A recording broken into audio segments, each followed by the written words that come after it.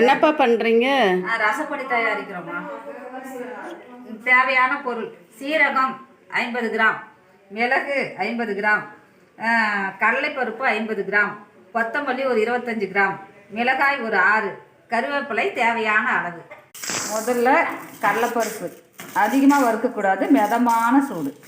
பாருங்கப்பா, இப்போ எல்லாமே வந்து தனித்தனியாக வறுத்து எடுத்துக்கலாம். அதுக்கப்புறமா கொஞ்சம் ஆற விட்டு மிக்சியில் போட்டு எடுத்துக்கலாம். இப்போ இவங்க வந்து கடையிலெல்லாம் ரசப்பொடி வாங்குறதில்ல, வீட்டிலே தயாரிச்சுக்கிறாங்க.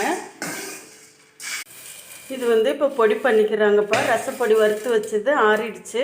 இப்போ இது பொடி பண்ணுறாங்க. பாருங்க, இப்போ ரசப்பொடி நல்லா பவுடர் ஆயிடுச்சு. சூப்பராக இருக்குது. நீங்களும் இதே மாதிரி ட்ரை பண்ணி ரசம் வச்சு பாருங்கள். கம ரசம் ரெடியாக இருக்கும் உங்கள் வீட்டில். Thank you friends.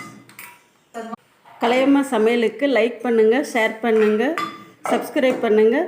Thank you friends.